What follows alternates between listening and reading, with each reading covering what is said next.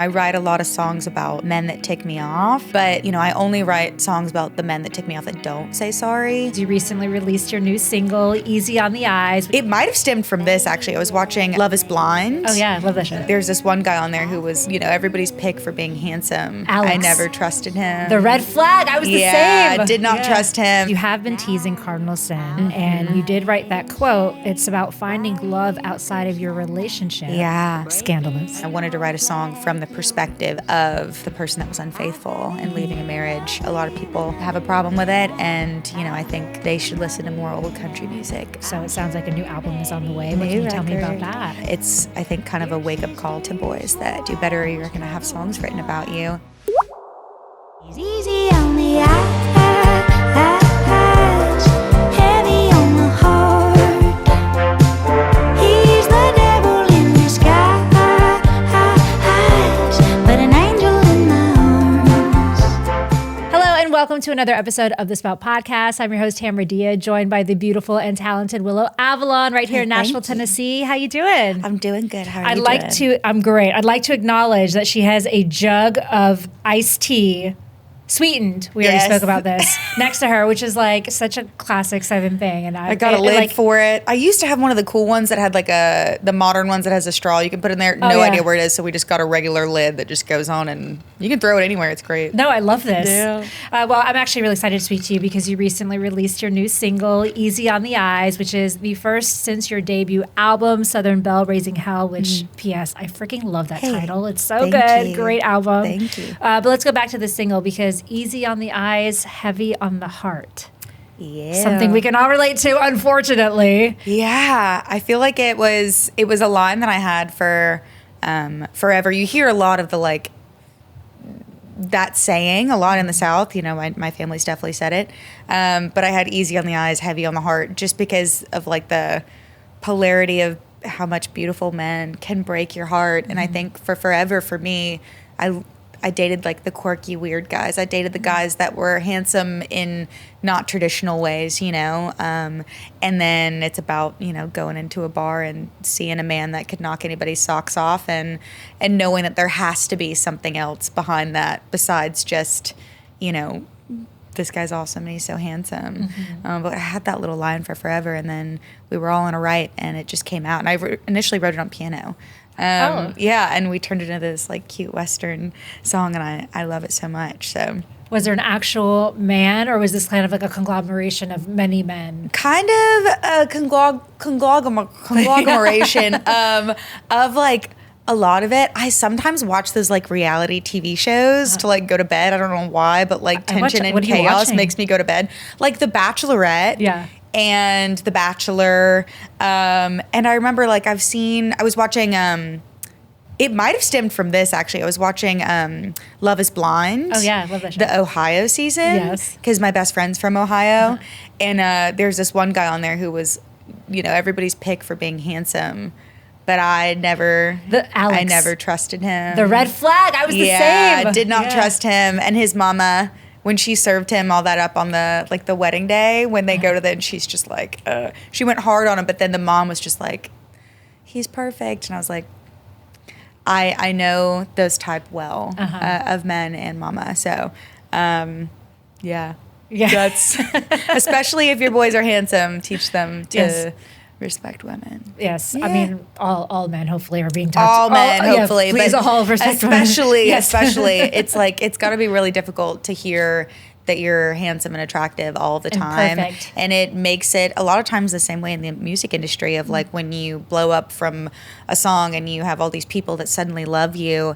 And if you don't have anybody in your family or in your crew and your team and your band that will tell you when you're wrong, it's a very important thing, and it can lead to a lot of problems that are avoidable in the future, down the line, with whether that comes with being attractive or fame or success or really anything. So, or even sometimes you need to know actually this doesn't sound great. Maybe I should tinker with it a little bit more. Grounding. It's like just having too many yes people in your camp. You can't have yes people. Yeah. You need to have no people. Yeah. My best friend Claire, she is the meanest person in pretty much in any room, but she is a person that would take a bullet for you. She is the kindest, most honest, most genuine human, I think, in the world. She's my best friend. I love her. But she is somebody who will just tell you exactly and clearly how it is, not in a mean way. She can get mean, especially to men. But she We love you, Claire. We love you, Claire. Yeah, she's awesome. She's my favorite person. But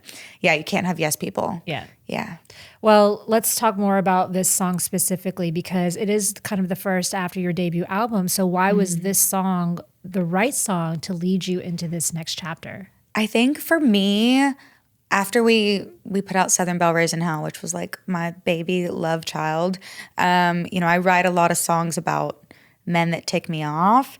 And I only usually write songs like this. Easy on the Eyes was one of my first like hypothetical songs. I write mostly from experience.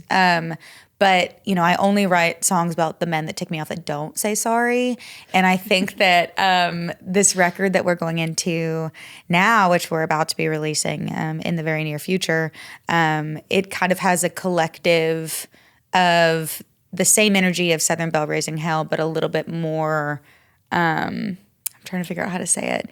It's a little more vintage and it's a little less in your face and a little bit more like poetically, hey, bad, no bueno. And there's also a lot of really sweet love songs and soft songs as well on there. But it's, I think, kind of a wake-up call to boys that do better or you're going to have songs written about you. And I think Easy on the Eyes was one where I didn't want to come out full swinging and I wanted to come in where you couldn't tell if it was a love song and you couldn't tell if it was, a hate song.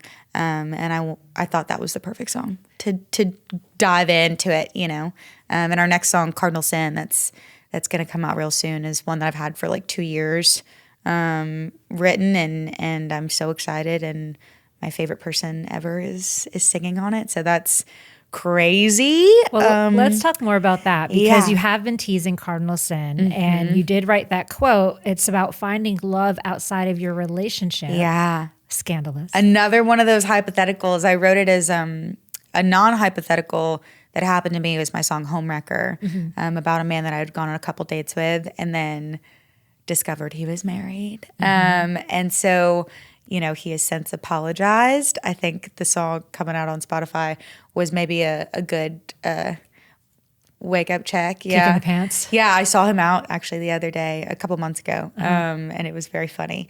Did he come up to you and say something? No, I was actually like walking into dinner with my ex-boyfriend, and we were walking in there, and this guy, the Homewrecker guy, was sitting outside on the patio, and so there's no way in or out besides this one door, and I was like, oh.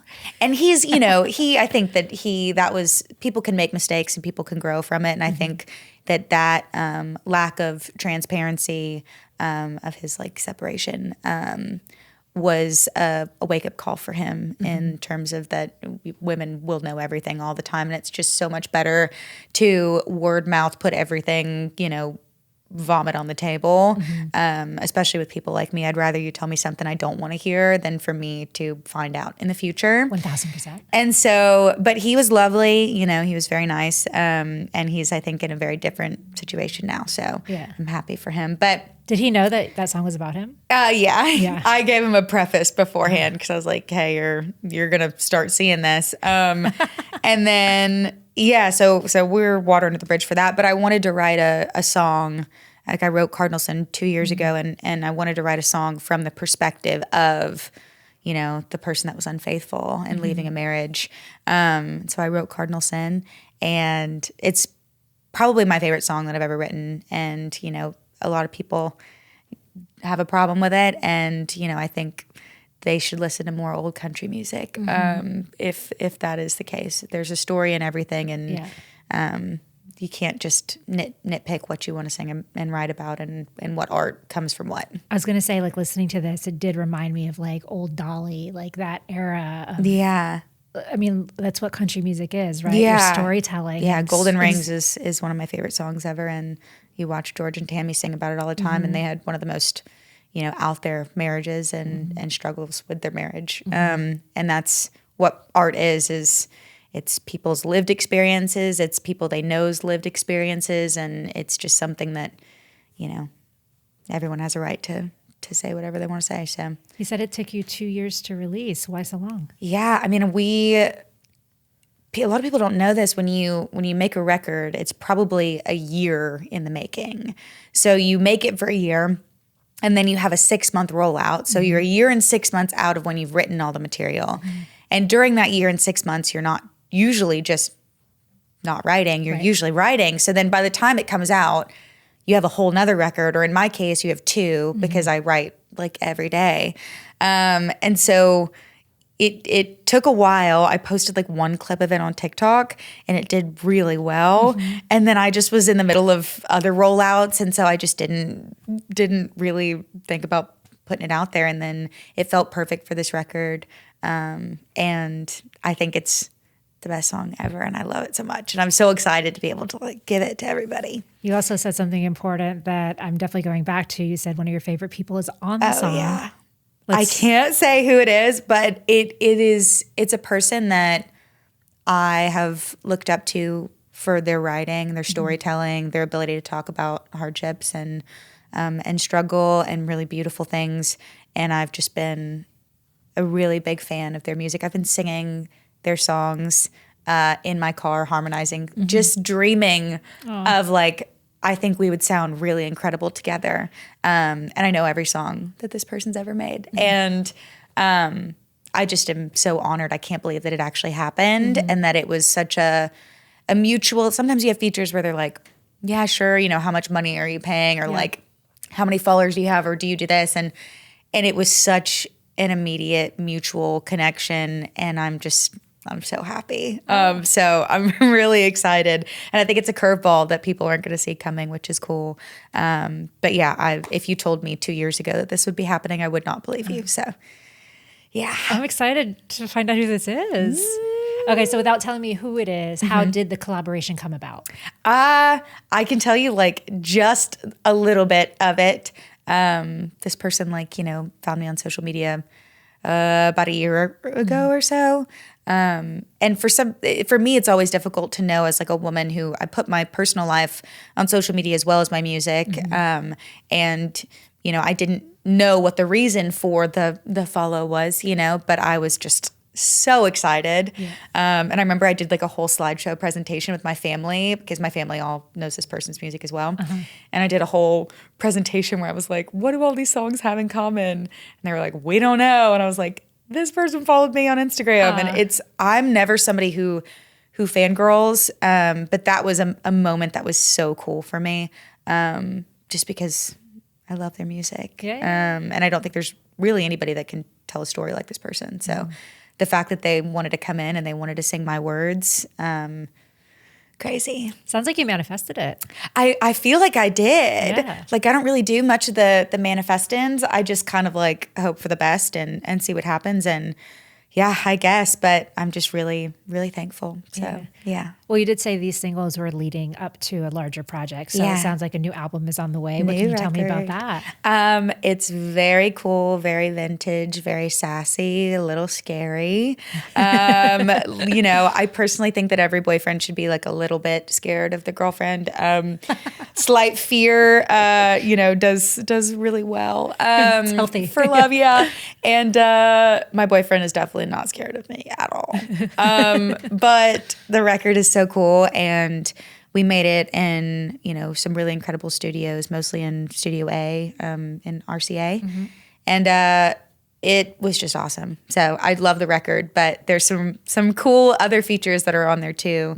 And yeah, very excited. Yeah. Or do you have a release date or approximate release date? I think that it's going to be in maybe a couple months, I think. Soon. Yeah, pretty soon. It couldn't come soon enough for me. I'm very excited and very ready. Yeah. But yeah, coming soon, just in time for summer. Okay, well, we're ready for that. You know, let's rewind it just a little bit and go back to your debut album, which we spoke about briefly, Southern Belle, Raised in Hell. Tequila or Whiskey gained such serious traction online. Yeah. So when that song started taking off, did it kind of feel like a turning point for you? It did, because it was a song that I had completely written myself, and it felt like, you know, one of those ones where it was just me being so authentically myself, which is something that is really difficult to continue to keep doing when social media comes into play, because you're always trying to like get that next thing, because it's such a big backbone of the music industry, which is great for some people and it's difficult for some people. And I'm kind of like an old soul where the internet wasn't something I was super familiar with, and then all of my dreams started coming true from the internet. And I just posted a little outfit check video with the song in the background. And it was just so many people resonating with it, you know? And that was a real life song of mine, something that I lived.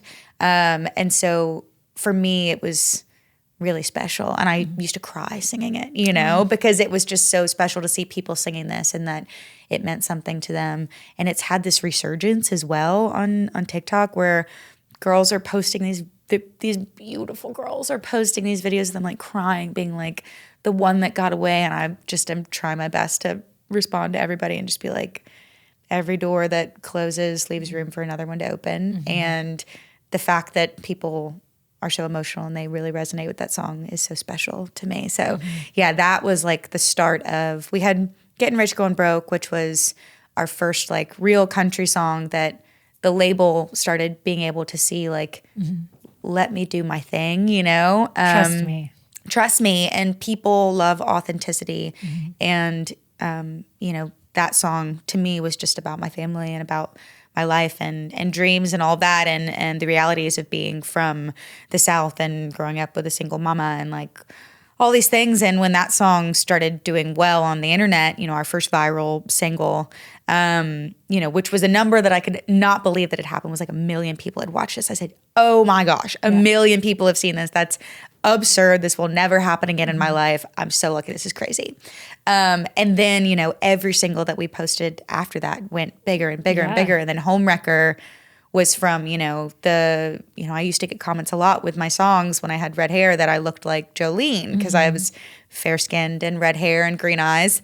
And so I played off of that, and I just made one video about how this is Jolene's song about that she didn't know, you know. Dolly, Dolly, Dolly, Dolly, I swear I didn't know he was your man. So it's been a whirlwind ever since, but Tequila Whiskey is still to this date, you know, up there in my favorite songs. So I love that people love that one. Yeah. I mean, like you said, they also loved Homewrecker. So even when that one kind of started blowing up, were you just kind of in that space of like, this is it? Like, this is kind of like this trajectory that I'm on and I'm ready. Yeah, it was something that every single day was me learning something new, which I love learning new things. I dropped out of high school, but I love, it's because it just wasn't like, I like learning how to take a car apart. I like learning how to refinish a dresser. I like learning how to do plumbing in my house. I like learning how to lay flooring. Can you do all those things? Most of them, yeah. Wow. Maybe not up to the highest tier, but I grew up with a single mama who, you know,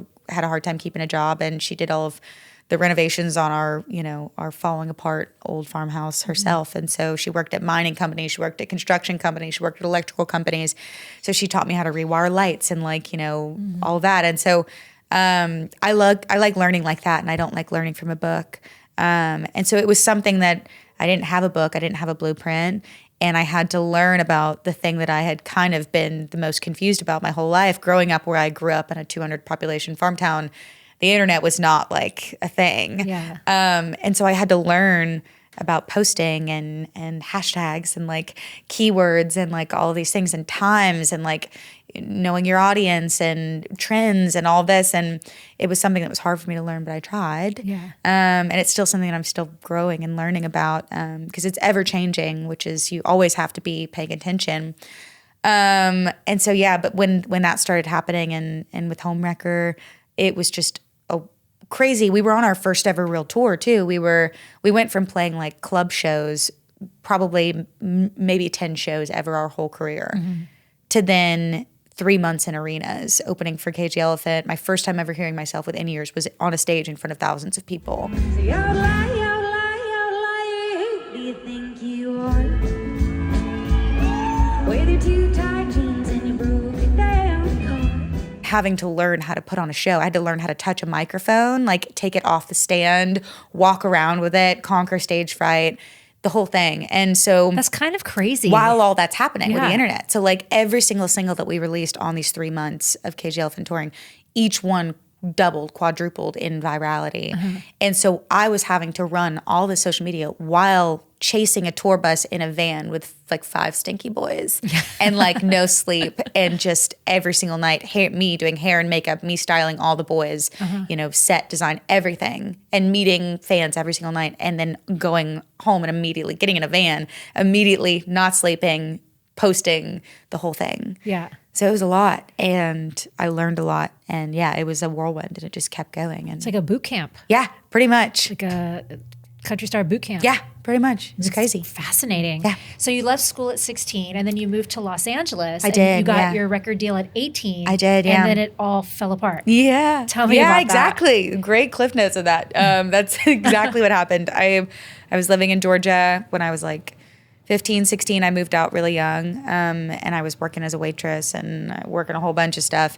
And then I lived in my car for a brief stint. You know, I struggled with mental illness and depression and anxiety and a lot of that kind of stuff my whole life. So I wasn't in a great place, in a great headspace, and I was making really reckless decisions and really struggling for money. And I lived in my car in Atlanta for a while, and I had a 90-pound pit bull who I adopted from the pound, and we slept in parking lots. And I, you know, ended up getting a couple jobs and rented a little house there. And then I moved to Los Angeles on a whim with a man that I'd met from the internet who was my meme friend, and he was like a 20-something-year-old skater kid, and I was like, please don't be like 60 living in your mom's basement and like a serial killer.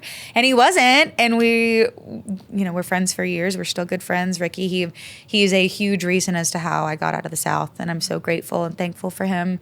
He's a really special person. And then, yeah, we lived together for years. And then he moved out and I moved out. And then I lived in Los Angeles and I worked as a waitress. I worked as a dog walker. I worked at client services at a post-production warehouse where I was multiple times tried to be fired, but they couldn't get rid of me. And HR, sent to the HR for dress code quite a bit. And yeah, just worked every job you could think of. And then I, you know, signed my first record deal, not through the internet, just through word of mouth, through friends. And I thought that it was very much like a artist development, which they don't really do much nowadays. Mm-hmm. Yep. And it was a dying form then too, which is why it all went, you know, to crap. But I signed a record deal for what I thought was the most amount of money that I would ever see in my life, which was $10,000.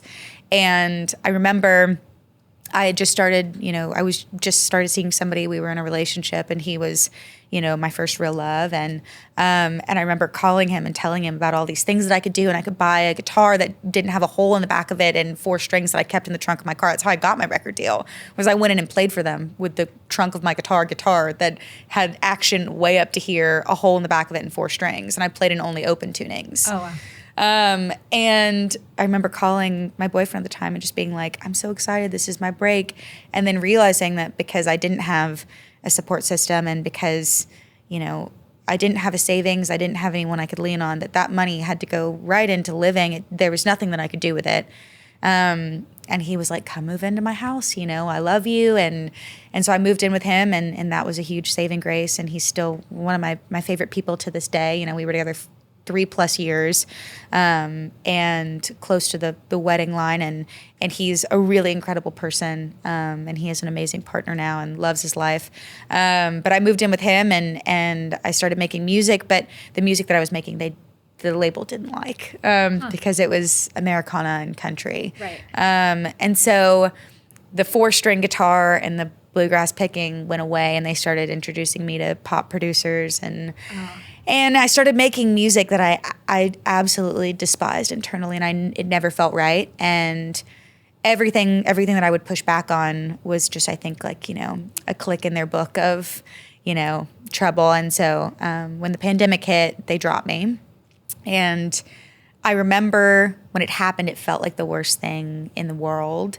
And, you know, I now am a firm believer that you should be dropped at one point in your life, because it leaves room for the right opportunities to come in. Because I did the cliche sign a record deal as a teenager and just get absolutely raked over the coals. And now I'm with a label that does nothing but respect me and love me and push me into absolutely whatever I want to do. And so I'm so grateful. But, I left this, the record label dropped me, the first one, and I self-released a single through DistroKid. It was unmixed, unmastered from GarageBand, okay? That's a song called Drive In. And I self-released it, and it didn't do much. I put up a big billboard in Los Angeles because it was COVID, and it was so cheap, and I wasn't using the internet for promotion at this time and didn't know how to do it. And so I put up this giant billboard that my girlfriend took a picture of me in front of my friend's garage, and she's fanning me with a Tupperware container lid, and I have my possum on my shoulder. And I put up this giant billboard. The billboard company gave me a crazy deal, kept it up for months after they needed to because there was a possum on a billboard, which they'd never done before. Huh. And so that billboard got me my manager that was in New York City. And they said, we want to manage you. We, live in New York. And I said, cool, well, then you have to fly me out. I just wanted to go to New York. Sure. And so I went to New York and I fell in love with the city, and I ended up moving out there, and we worked together for a couple of years, and then we parted ways. But I got a sync in a TV show called Riverdale, and it was like a song that had never been released, and I don't know how they found it, how they got it, but I got the sync, and they paid me the most amount of money I'd ever seen in my life, which was 3 times the first amount of money that I thought was the most amount of money I'd ever seen. But it turns out that was the exact amount of money that I owed that label that dropped me, that they were, still owning the rights to my music even after dropping me, which is crazy. You don't think about that. Right. They always have the choice to leave you, but they retain what you've written in that time. Wow. I was signed for 8 songs. I delivered 16. I'm an overachiever. I'm late to every meeting, but I will always deliver. And so I chose to, while having no money, not really sure where rent was going to come from living in New York. I had landlords that I was late on rent so many times, and they never, ever gave me trouble for it. They were so kind. I love them. I'm so grateful for them. And I took that money and I paid off the old record label, and I bought back my masters. And then 6 months later, I went viral on the internet and I signed to Atlantic Records. Good girl. And so timing is everything. One door closes, another one will always open. I'm a firm believer of that. But yeah, started young, fought for a long time, and now I'm at a place where I'm just so happy. Even if nothing else happens from here, the things that I've done in my career are unimaginable to me and my family, and we're just so grateful. So. Yeah. I mean, you're tenacious, not just talented, but tenacious, and I think that's important in this business. But you did leave out a very important part of the lore of this billboard because it's like kind of my favorite thing. So this billboard that you put up in LA, which in fact did end up getting your management and helped set you on this path, was actually put up in front of your ex's band's billboard. Yeah, my ex, who I'm very good friends with, by the way, they had, I can't remember if it was at the exact same time or if it was a few months prior, but they had a billboard there. And he's my favorite person in the world, but, sometimes people butt heads in groups. And so, there were doubts of my success from people and never from him. And so I saw the opportunity to get the billboard that was twice the size where theirs was. And so, yeah, I did that. And that was also part of it with the billboard company was, I called probably 20 billboard companies acting like I was a manager, like trying to finagle to get something done, lowballing. They would give me a number, I would offer them a quarter of what it is because that was double what I had in my pocket. Right. But I would figure out a way to get it done, And I called this one company and they were so funny. And then finally I just told them, I was like, listen, I'm not a manager. I have no business calling you or talking to you. This is for me. There's a possum and I need to put this up to just kind of show off, okay? And can we make this happen? And I think his name is Brian from Billboard Connections, I believe. Brian, if it is Brian from Billboard's Connections, I've been hit by a couple cars, so if it's not, I'm sorry. But he was so wonderful, so funny. I paid for maybe 2 weeks, maybe a month. They kept it up for 3+ months. Amazing. And so, yeah, but my ex, boyfriend thought it was hilarious. So I love that he has a sense of humor. Very supportive of it because, me and him, we didn't work out romantically, but there, it was never a day or a time when we were together. And since then, where we haven't been friends. Forever grateful for him. My dog is still with him. I had a 90-pound pit bull that I adopted from the pound when I was 15. The one that slept with you. Yeah, the one that slept with me and in the car, and he was with me through it all. And you know, my ex had a really, really wonderful, very comfortable life. And my dog was always a very bad dog until he got stability, and then he became the best dog. And as much as I loved him and I desperately wanted him to come with me after that chapter had ended, you know, I couldn't do that to him, and I couldn't have my life of going back into instability and no idea what was coming next, living in apartments and having no money. I couldn't bring him back into that as like a 14, 15-year-old dog.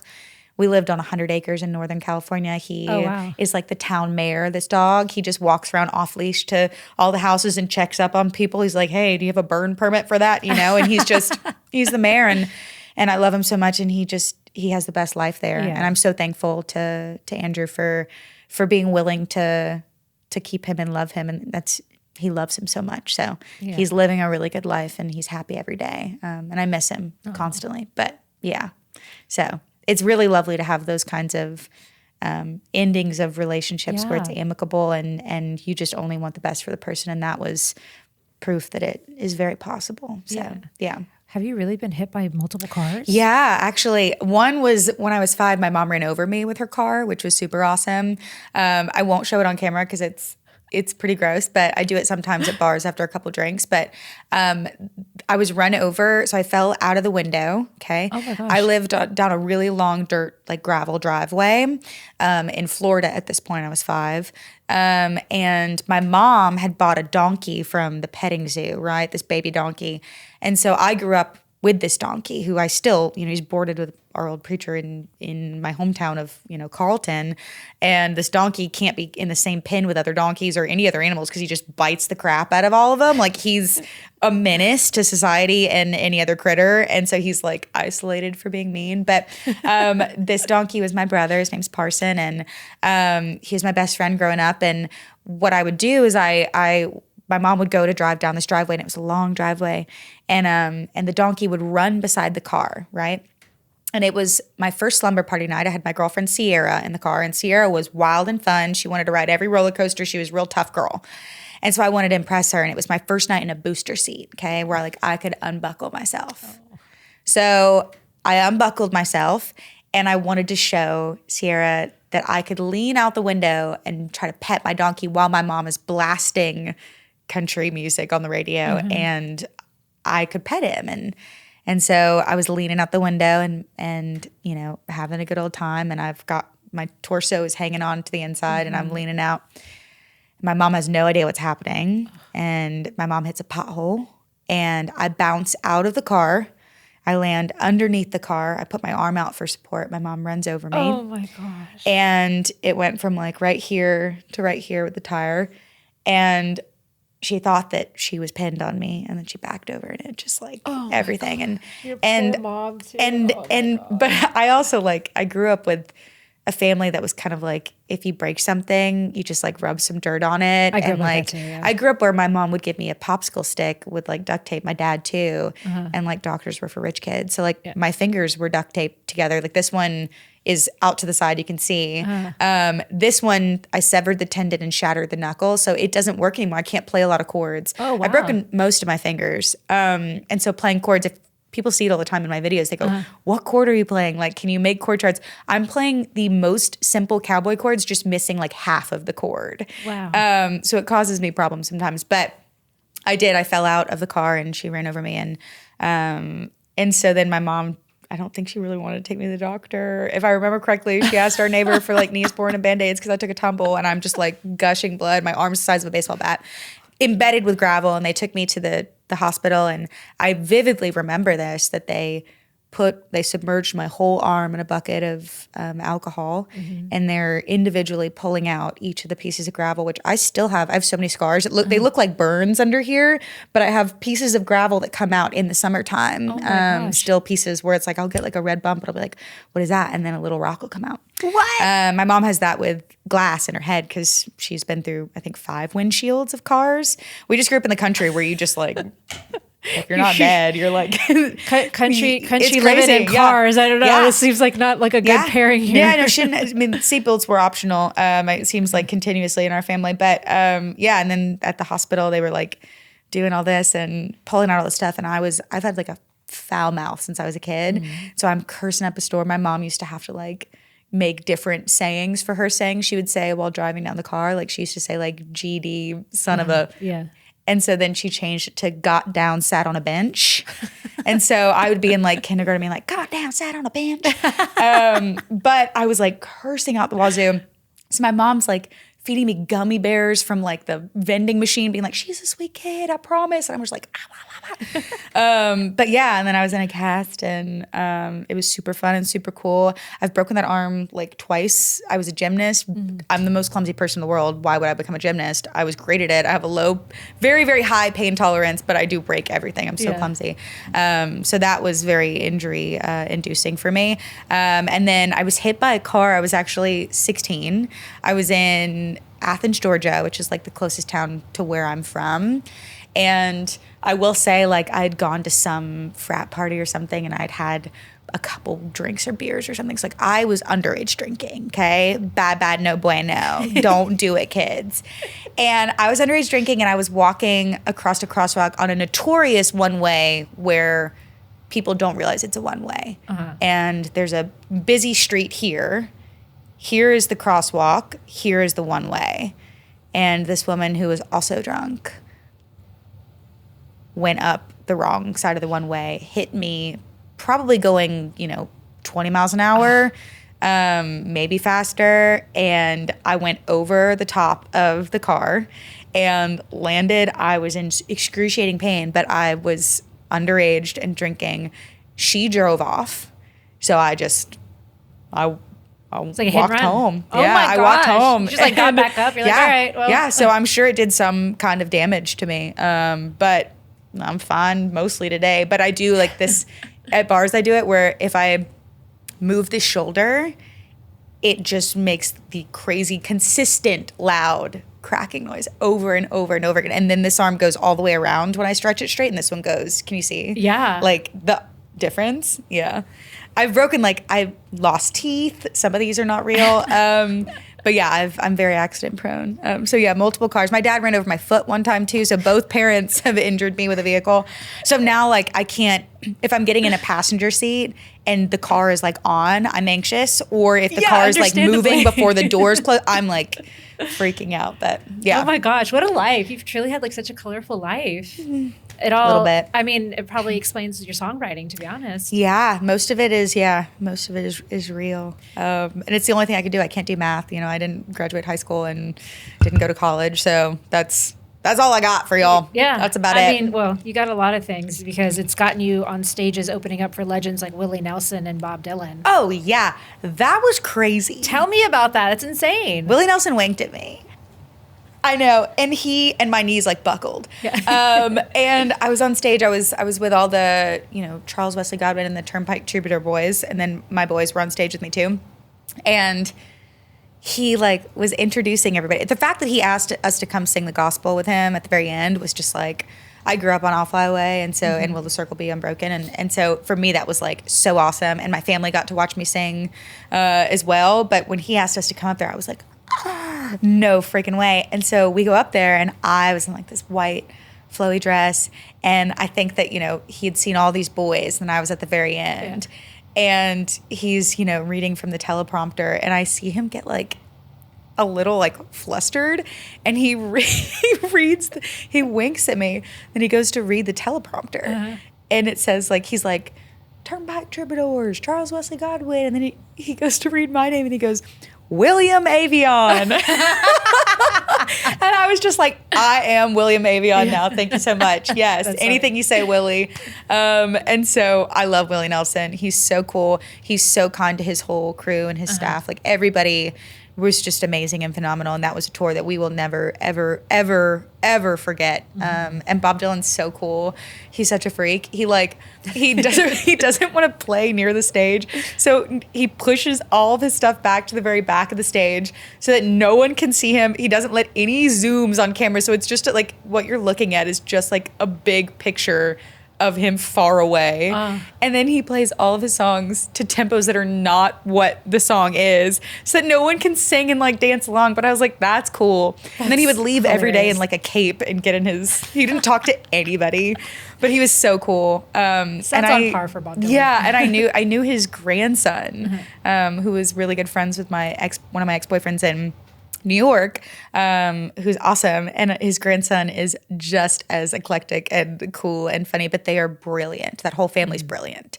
So yeah, it was awesome. That whole tour was surreal. I think I blacked out during most of it. I mean, that's pretty epic. You also performed with Zach Bryan at Stagecoach, and performed actually one of my favorite songs. Oh my gosh, that song is my everything. favorite song ever. Yeah, I covered it for a SiriusXM like live session, and it was one of my first things that I ever did that was like filmed, and I was so nervous. Yeah. And SiriusXM, they're my favorite people ever. They're amazing. They're a huge reason as to why I'm here as well. But yeah, I covered that song, and then I remember when I got asked to go out there and sing it, I was just like, oh, and I was on steroids, antibiotics, and inhalers because I was deathly ill.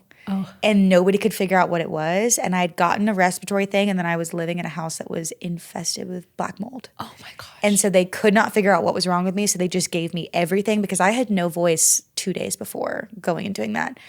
And so I go, and 5 seconds before I walk on stage, I'm hitting an inhaler, drinking a tea, hoping for the best, coughing up a lung. And I go out there, and it's like 30-mile-an-hour wind. Like I was like, oh no, my weave's gonna come out. Luckily my girlfriend Claire's my hairdresser, my best friend, and she had locked that in. But the wind's blowing, and like all I can hear in the microphone is the wind blowing. And so I'm like, something's happening. You can see me looking terrified in some of those videos on stage, but it was such a special moment, and that song holds such a special place in my heart, and I love Casey too. And so it was really, really an incredible experience.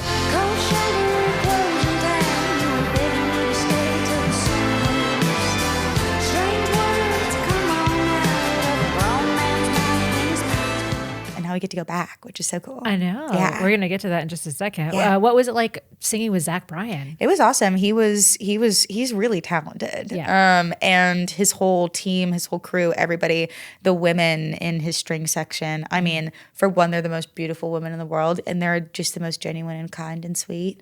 And yeah, they were awesome. So yeah, it was an experience that was. I went to a rehearsal. Like with them, and this is so crazy when you get to be at a level that he is. They just rent out arenas for their rehearsals, like because the show is so big that you have to have that space. You can't just go into a regular rehearsal space. You have to be able to know kind of the size of a room that you're going to be in. Right. And so I was so confused when they were like, come to this arena. So I go to this arena, and the rehearsal was so cool. It was the best in-ear mix I'd ever had in my life, where I was like, I can hear myself. This is awesome. Yeah, and John and his team, like everyone was so cool, and they were so kind and so down to earth. And yeah, it was a really awesome moment. And that was my first ever Stagecoach. Yeah. Which was awesome. And now getting to go back is really cool. Yeah. So now you're coming back not as, singing on someone else's set. Yeah, I sang on Waylon's set too, on the last Stagecoach, and that was so fun also, but then my weave was not in for that. So I came out with like the next day with like a bob cut, and I was like, huh? You're going to have your weave in for this set? Yeah, my weave is glued. My weave is glued in, guys. Yeah. I am somebody, I had a crazy hair incident where my hair was down to my butt. It was the thickest hair ever. Like my best girlfriend, Claire, hated doing my hair because it was so time consuming, so thick, so intense. And I went to go red because I'm naturally blonde, and I had jet black, like box dye hair. And we had just a little fluke problem where there was a miscommunication between the hair assistant and my friend who did my hair, not Claire, in New York. And it wasn't anybody's fault. It was just like poor, being able to handle the situation. There was so much chaos going on, and the assistant just heard the wrong temperature to leave my hair under baking, under bleach, and my hair went from down to my butt to, the whole underneath of my hair was burned off. So all the length. And then over the course, it was like here when I left, and then over the course of 5 months, it went to hear. And finally, my girlfriend, I was trying to salvage the top. My girlfriend, Claire, was just like, she came, I was on a sleeping pill. She was on tour with me. She came in after her morning glass of wine and she was like, I'm getting her while she's on a sleeping pill. And she said, sit down, I'm cutting it off. She just cut my hair, cut it all off, which needed to happen. Yeah. And now my natural hair is probably to like right here. But I have K-tip extensions. And your hair looks great. Thank you. And I love the red. Thank you. And my best friend Claire, she just learned how to do K-tips because she's, like I said, she is just the person that you want to have in your life for every reason, for your heart, for your business, for just everything. And so she was like, I want to learn how to do everything that you would ever need me to do. And that's like nails and K-tip extensions and this special color. And like, she's awesome. So yeah, so she did this hair and it's a little bit old and overdue, but she's doing it before Stagecoach. So there'll be a new. What can fans expect from your Stagecoach performance? I think it's going to be a little different than most performances they've seen. And we're leaning into this new era, and a lot of that is aesthetics and the ambiance of a show. And I'm learning more about theater and involving that in a show. Like I said, like before a year ago or so, I couldn't even touch a microphone. I was petrified to touch a microphone and take it off the stand. And so every single day I'm learning and I'm trying to grow and trying to make sure that I can give the best show humanly possible for the people that pay their hard-earned money to come and be at my shows. So part of that is making it like aesthetic and visual. So I think that's going to be a really fun part of it. Okay, well, we're very excited to see it. And then just lastly, what can fans expect for the rest of 2026 for Willow Avalon? A lot of new music, so much. We made 2 records and there's going to be a dense amount of new things coming out. And so I hope you guys like them. And I hope that you'll continue to have me and come to shows and continuously allow me to live my dreams, which is so crazy and awesome. And I'm so thankful. So, yeah. We're excited to hear the new music. Thank Thanks, you so much, baby. Willow. What a great so talk. nice to Thank meet you. You too. Yeah.